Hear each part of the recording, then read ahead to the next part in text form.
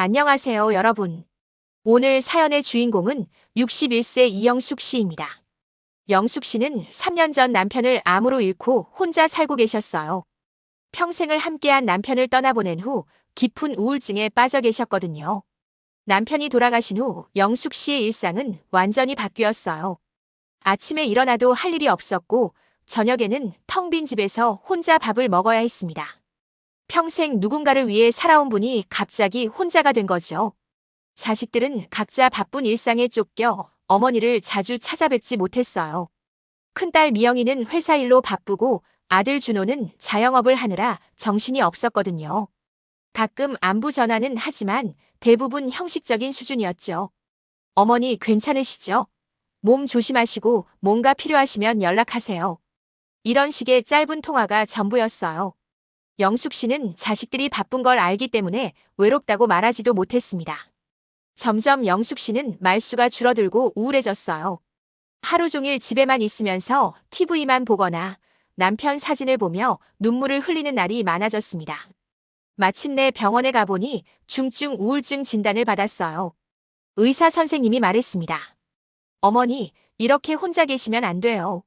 가족들의 관심이 필요하고 사회 활동도 하셔야 해요. 계속 이런 식으로 지내시면 더 심해질 수 있어요. 하지만 영숙 씨는 아무것도 하고 싶지 않았어요. 세상 모든 게 귀찮고 의미 없어 보였거든요. 그러던 어느 날 큰딸 미영이가 죄송한 마음에 어머니를 찾아왔어요. 어머니의 상태를 보고 깜짝 놀랐습니다. 살도 많이 빠지고 표정도 너무 어두워져 있었거든요. 엄마, 이렇게 계시면 안 돼요.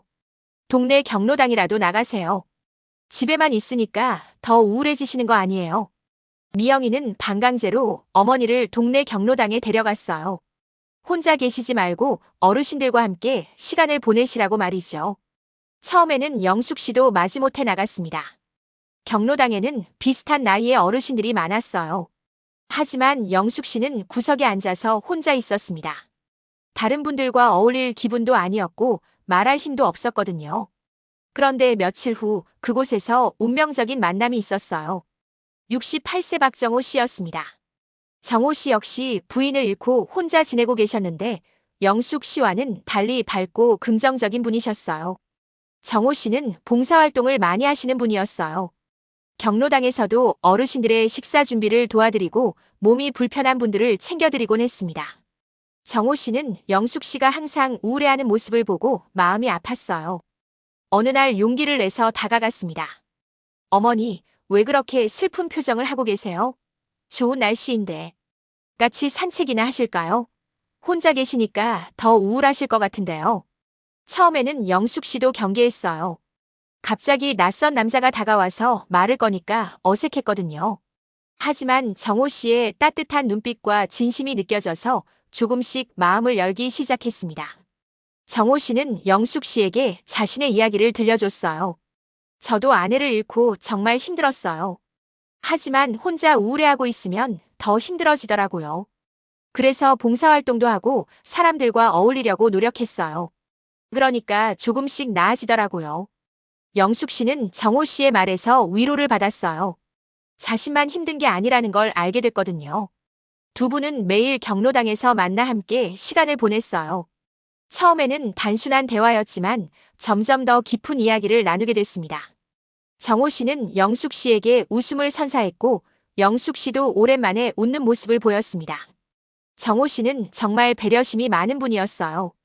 영숙 씨가 식사를 제대로 하지 않는다고 하면 직접 반찬을 만들어서 가져다 주기도 했고 몸이 아프다고 하면 병원까지 모셔다 드렸어요. 영숙 씨는 정호 씨 덕분에 조금씩 변화하기 시작했어요. 아침에 일어날 때도 정호 씨를 만날 생각에 기분이 좋아졌고 옷을 골라 입을 때도 신경을 쓰기 시작했습니다. 몇 달이 지나자 영숙 씨의 우울증이 눈에 띄게 호전됐어요. 병원에서도 놀랄 정도였죠. 담당 의사가 말했어요. 어머니, 정말 많이 좋아지셨네요. 무슨 일이 있으셨어요? 약 효과만으로는 이렇게 빨리 나아지기 어려운데요. 영숙 씨는 수줍게 웃으며 대답했어요. 좋은 분을 만났어요. 덕분에 많이 밝아진 것 같아요. 약도 줄였고 표정도 완전히 달라졌습니다. 자식들도 어머니의 변화를 느꼈어요. 미영이가 어머니에게 말했어요. 엄마, 요즘 정말 밝아지신 것 같아요. 뭔가 좋은 일이라도 있으세요? 하지만 영숙 씨는 아직 자식들에게 정호 씨 이야기를 하지 못했어요. 어떻게 반응할지 걱정됐거든요. 두 분은 서로에게 특별한 감정을 느끼기 시작했어요. 함께 있으면 편안했고 서로를 걱정하고 배려했습니다. 영숙 씨는 오랜만에 자신이 필요한 사람이라는 느낌을 받았어요. 정호 씨도 마찬가지였어요. 부인을 잃고 외로웠던 마음이 영숙 씨 덕분에 많이 치유됐거든요. 매일 아침 일어나는 게 즐거워졌고 하루하루가 의미 있게 느껴졌습니다. 두 분은 함께 산책도 하고 시장도 보러 다녔어요. 가끔은 영화관에 가서 영화를 보기도 했습니다. 마치 젊은 연인처럼 달콤한 시간을 보냈어요. 어느 날 정호 씨가 용기를 내서 말했어요. 영숙 씨, 저와 함께 남은 인생을 보내시지 않겠어요? 서로 의지하며 행복하게 살고 싶어요. 이 나이에 사랑을 다시 할 수 있을 줄 몰랐는데 영숙 씨를 만나고 나서 새 삶을 살고 있는 기분이에요. 영숙 씨도 마음속으로는 그런 생각을 하고 있었어요. 하지만 자식들이 어떻게 생각할지 걱정됐죠. 정호 씨, 저도 마음은 똑같아요. 하지만 자식들이 어떻게 생각할지. 정호 씨가 영숙 씨의 손을 잡으며 말했어요. 자식들도 어머니 행복을 바랄 거예요. 천천히 이야기해보세요. 그런데 며칠 후 큰딸 미영이가 갑작스럽게 어머니를 찾아왔다가 우연히 정호 씨를 보게 됐어요. 두 분이 손을 잡고 다정하게 산책하는 모습을 본 거죠. 미영이는 깜짝 놀라서 숨어서 지켜봤어요. 어머니가 남자와 함께 있다니 믿을 수가 없었거든요. 미영이는 어머니가 집에 돌아올 때까지 기다렸다가 따졌어요. 엄마, 저 아저씨가 누구예요? 왜 손을 잡고 다니세요? 설마 연애하시는 건 아니죠? 영숙 씨가 떨리는 목소리로 대답했어요. 미영아, 사실 좋은 분을 만났어. 덕분에 우울증도 많이 나아졌고 살맛도 나고 그래. 하지만 미영이의 반응은 차가웠어요. 엄마, 나이가 몇 살인데 그런 행동을 하세요? 정말 창피해요. 동네 사람들이 뭐라고 할지 생각해보세요. 아버지가 돌아가신 지 겨우 3년밖에 안 됐는데 벌써 다른 남자를요? 영숙 씨는 가슴이 무너져 내렸어요. 그렇게 좋아했던 딸이 자신을 이해해주지 않는다니요. 미영아, 엄마도 사람이야. 혼자 사는 게 얼마나 외롭고 힘든지 너는 알아. 그분 덕분에 다시 살 맛이 나는 거야. 하지만 미영이는 들으려 하지 않았어요. 엄마, 체면이라는 게 있잖아요. 우리 가족 이미지도 생각하셔야죠. 그리고 혹시 그 남자가 엄마 재산을 노리는 건 아니에요. 영숙 씨는 딸의 말에 상처를 받았어요. 자신의 행복보다 체면을 더 중요하게 생각한다니요. 미영이는 집에 돌아가자마자 남동생 준호에게 급하게 전화했어요. 준호야, 큰일 났어. 엄마가 남자를 만나고 다녀. 나이도 생각 안 하고 창피하게. 어떻게 하지? 준호도 깜짝 놀라서 바로 달려왔어요. 형제가 어머니 앞에 앉아서 준비한 말을 꺼냈죠. 엄마, 이 나이에 연애가 웬 말이에요? 아버지가 돌아가신 지 겨우 3년밖에 안 됐는데요. 아버지한테 미안하지도 않으세요? 준호의 아내 수진이도 끼어들었어요. 어머니, 저희 체면도 생각해주세요. 친정 식구들한테 뭐라고 말해야 해요? 시어머니가 연애한다고 하면 정말 창피해서 어떻게 살아요? 영숙 씨가 눈물을 글썽이며 말했어요. 너희들은 각자 바쁘게 살면서 엄마 외로운 건 생각해봤니? 엄마가 얼마나 힘들었는지 알아. 하루하루가 죽을 것 같았어. 그런데 그분을 만나고 나서야 다시 살 맛이 났다고. 하지만 자식들은 들으려 하지 않았어요. 오히려 더 심한 말을 했습니다. 미영이가 화를 내며 말했어요. 엄마, 그런 식으로 말씀하시니까 더 화가 나네요. 저희가 얼마나 걱정했는데요. 그런데 엄마는 남자 만날 생각만 하고 계시네요. 준호도 거들었어요. 엄마, 정신 차리세요. 그 남자가 진짜 엄마를 좋아하는 것 같아요. 분명히 다른 목적이 있을 거예요. 우리 집 부동산도 있고 엄마 연금도 있잖아요. 그날 밤 영숙 씨는 잠을 이루지 못했어요. 자식들의 차가운 반응에 마음이 너무 아팠거든요. 그렇게 사랑했던 자식들이 자신의 행복을 반대한다니 정말 슬펐어요. 다음 날 아침 영숙 씨는 정호 씨에게 무거운 마음으로 전화했어요. 정호 씨, 미안해요. 어제 자식들한테 들켜서 많이 혼났어요. 자식들이 심하게 반대해서 더 이상 만날 수 없을 것 같아요. 정호 씨는 안타까워하며 말했어요. 영숙 씨, 너무 속상해하지 마세요. 자식들이 처음에는 반대할 수 있어요. 시간이 지나면 이해할 거예요. 저는 계속 기다릴 테니까 너무 마음 아파하지 마세요. 하지만 자식들의 감시는 더욱 심해졌어요. 미영이는 매일 어머니에게 전화해서 어디 가는지 확인했고, 준호는 아예 경로당에 가지 말라고 했어요. 준호가 어머니에게 단호하게 말했어요. 엄마, 당분간 경로당에 나가지 마세요. 그 남자 만날 생각 말고요. 저희가 더 자주 찾아뵐 테니까 외롭지 않으실 거예요. 하지만 실제로는 자식들도 바쁜 일상 때문에 자주 찾아오지 못했어요. 영숙 씨는 다시 혼자가 됐습니다. 영숙 씨는 다시 집에만 있게 됐어요. 그러자 우울증이 더욱 심해졌습니다. 며칠 새 식욕도 잃고 말수도 줄었어요. 정호 씨를 그리워하면서도 자식들 때문에 만날 수 없어서 더욱 괴로웠습니다. 정호 씨도 영숙 씨가 보고 싶었지만 자식들이 반대하는 상황에서 무작정 찾아갈 수도 없었어요. 다만 멀리서라도 영숙 씨 집 앞을 지나가며 안부를 궁금해했습니다.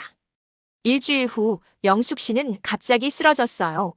집에서 혼자 있다가 갑작스럽게 의식을 잃은 거죠. 다행히 이웃집 아주머니가 발견해서 119에 신고했고 영숙 씨는 응급실로 실려갔습니다. 연락을 받고 달려온 자식들은 ICU에 있는 어머니를 보고 충격을 받았어요. 며칠 사이에 더욱 야위어 보였거든요. 의사가 자식들에게 심각하게 말했어요. 어머니가 심한 우울증으로 인한 탈진 상태입니다.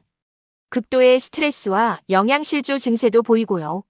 무엇보다 정신적 충격이 극심해 보이는데 혹시 최근에 큰 충격을 받으신 일이 있나요? 미영이와 준호는 그제야 심각성을 깨달았어요. 자신들이 어머니의 마지막 희망마저 빼앗아버린 건 아닌지 후회하기 시작했습니다. 그때 정호 씨가 병원에 나타났어요. 영숙 씨가 쓰러졌다는 소식을 동네에서 듣고 급하게 달려온 거죠. 정호 씨는 자식들에게 정중하게 인사했어요. 안녕하세요. 저는 박정호입니다. 어머니와 좋은 인연으로 지내고 있는 사람입니다. 어머니 상태가 어떠신지 궁금해서 왔어요. 미영이가 차갑게 말했어요. 아저씨 때문에 저희 어머니가 이렇게 된 거 아니에요. 괜히 어머니 마음을 흔들어 놓으시더니. 정호 씨가 차분하게 대답했어요. 저는 어머니를 힘들게 한 적이 없습니다. 오히려 어머니가 우울증에서 벗어날 수 있도록 도왔어요. 병원 기록을 확인해 보시면 아실 거예요. 저와 함께 지낸 몇 달 동안 어머니 상태가 많이 호전됐었거든요. 하지만 여러분이 반대하시니까 어머니가 더 힘들어 하셨던 것 같아요. 준호가 여전히 의심스럽게 물었어요. 혹시 저희 어머니 재산을 노리시는 거 아니에요? 요즘 그런 사람들 많다던데요. 정호 씨가 조용히 미소를 지으며 차근차근 설명했어요. 제가 가져온 서류들을 보세요. 저도 제 집이 있고 연금도 받고 있습니다. 어머니 재산에는 전혀 관심이 없어요. 다만 어머니가 행복했으면 하는 마음뿐입니다. 저도 혼자 지내면서 외로움을 잘 알거든요. 그때 담당 간병사 아주머니가 다가와서 자식들에게 말했어요. 이 할아버지, 어머니가 입원하신 후로 매일 와서 간병해 주셨어요. 가족분들보다 더 자주 오셔서 정성껏 돌봐주셨거든요. 어머니 드실 죽도 직접 만들어 오시고 밤에도 와서 지켜봐 주시고요. 자식들은 부끄러워했어요. 정작 자신들은 바빠서 매일 오지도 못했는데 남인 정호 씨가 더 극진히 돌봐주고 있었던 거죠. 며칠 후 영숙 씨가 깨어났어요.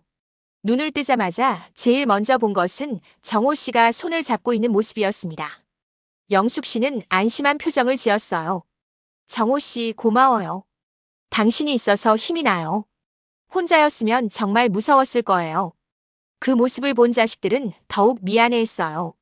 어머니에게 정말 소중한 분이구나 하는 걸 깨달았거든요. 미영이가 먼저 어머니 곁으로 다가가서 사과했어요. 엄마, 제가 정말 잘못했어요. 엄마 마음을 전혀 헤아리지 못하고 체면만 생각했어요. 엄마가 이렇게 아프실 줄 몰랐어요.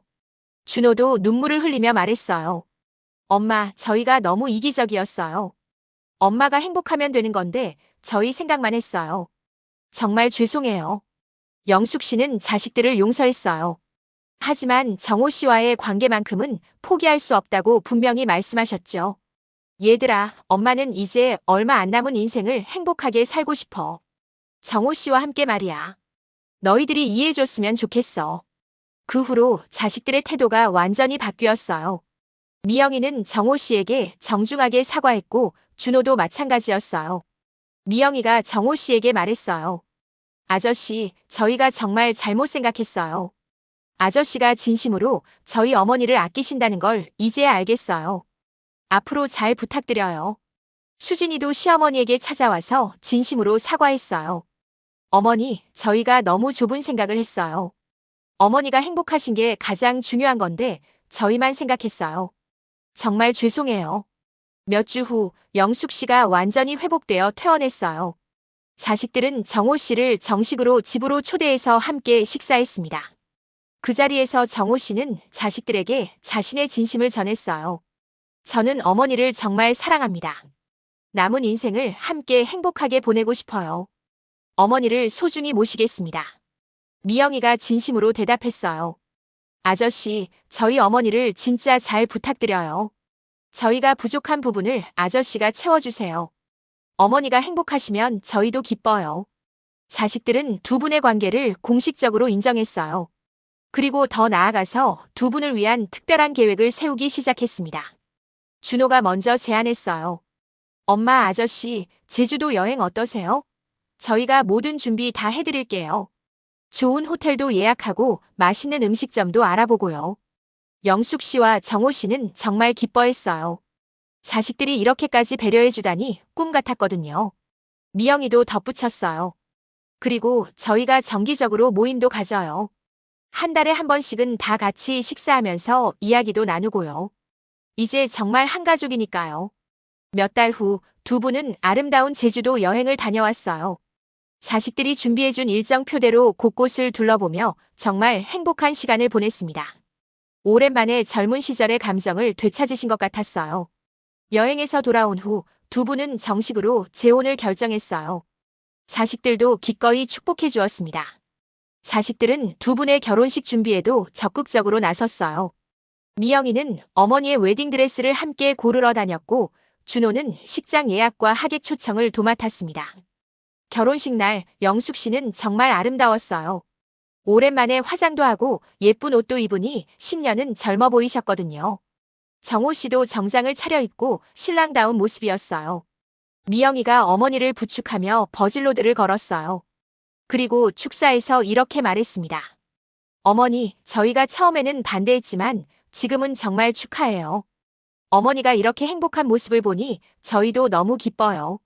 그동안 외롭게 지내셨는데 이제 평생 함께할 동반자를 만나셔서 정말 다행이에요. 준호도 눈물을 글썽이며 말했어요.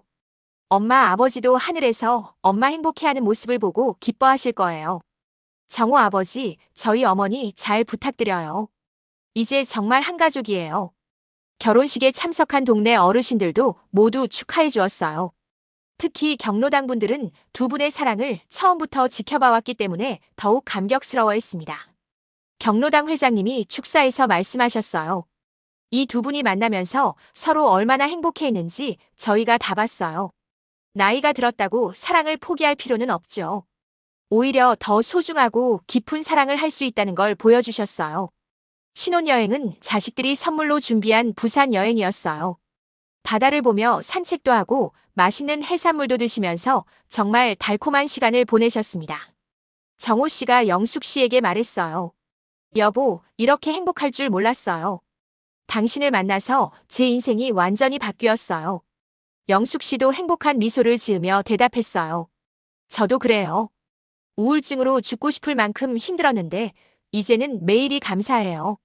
당신 덕분이에요. 신혼여행에서 돌아온 후 두 분은 정호 씨 집에서 신혼생활을 시작했어요.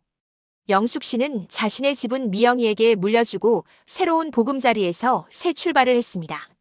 자식들은 정기적으로 두 분을 찾아뵀어요. 한 달에 두 번은 함께 식사하고 명절에는 모두 모여서 즐거운 시간을 보냈습니다. 미영이는 이제 정호 씨를 친아버지처럼 모셨어요. 아버지, 어머니 잘 보살펴 주셔서 감사해요. 어머니가 이렇게 밝은 모습은 정말 오랜만에 보는 것 같아요. 준호도 마찬가지였어요. 정호 씨를 진짜 아버지로 여기고 효도했습니다. 아버지, 저희 어머니와 결혼해 주셔서 정말 고마워요. 어머니가 혼자 계실 때는 저희가 얼마나 걱정했는지 몰라요. 1년 후 두 분은 그 누구보다 행복하게 살고 계세요. 매일 아침 함께 산책을 하고 경로당에서 다른 어르신들과 어울리며 즐거운 시간을 보냅니다. 영숙 씨의 우울증은 완전히 나았어요. 오히려 다른 우울한 어르신들을 도와주는 상담 역할까지 하고 계시거든요. 정호 씨는 여전히 봉사활동을 열심히 하시는데 이제는 영숙 씨도 함께 참여해요. 두 분이 함께 하니까 더욱 보람있고 즐겁다고 하세요. 최근에는 자식들이 또 다른 선물을 준비했어요. 유럽 여행이었습니다. 미영이가 부모님께 말씀드렸어요. 어머니, 아버지, 이번에는 유럽 여행 어떠세요? 저희가 준비할 테니까 마음껏 즐기고 오세요. 영숙 씨와 정호 씨는 정말 기뻐하셨어요. 이런 대접을 받을 줄은 꿈에도 몰랐거든요. 동네 분들도 두 분을 보면서 부러워해요. 정말 보기 좋다. 저렇게 사랑하면서 사는 게 진짜 행복이지. 자식들도 효자, 효녀고 말이야. 요즘 영숙 씨는 같은 처지의 다른 할머니들에게 조언도 해주세요. 혼자 있지만 말고 나와서 사람들과 어울려요. 그리고 새로운 인연을 만나는 것도 나쁘지 않아요. 나이는 정말 숫자일 뿐이에요. 정호 씨도 다른 할아버지들에게 말해요.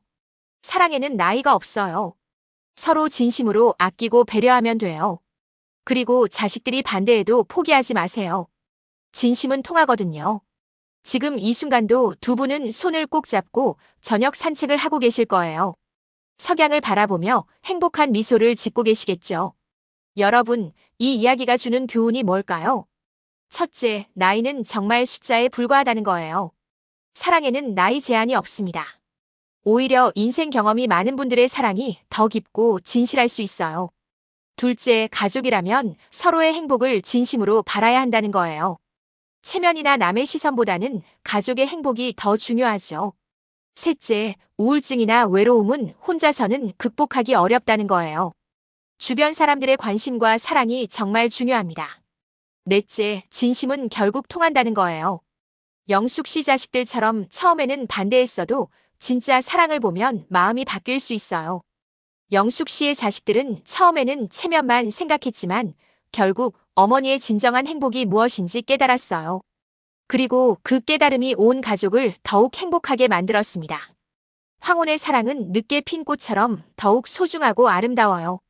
인생의 마지막까지 사랑할 수 있다는 건 정말 축복이거든요.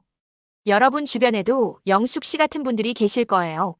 외롭게 지내시는 부모님이나 어르신들이 새로운 인연을 만나신다면 반대하지 마시고 따뜻하게 응원해 주세요. 그리고 나이가 들었다고 해서 사랑을 포기하지 마세요. 진정한 사랑은 언제든지 찾아올 수 있으니까요. 영숙 씨와 정호 씨처럼 말이에요.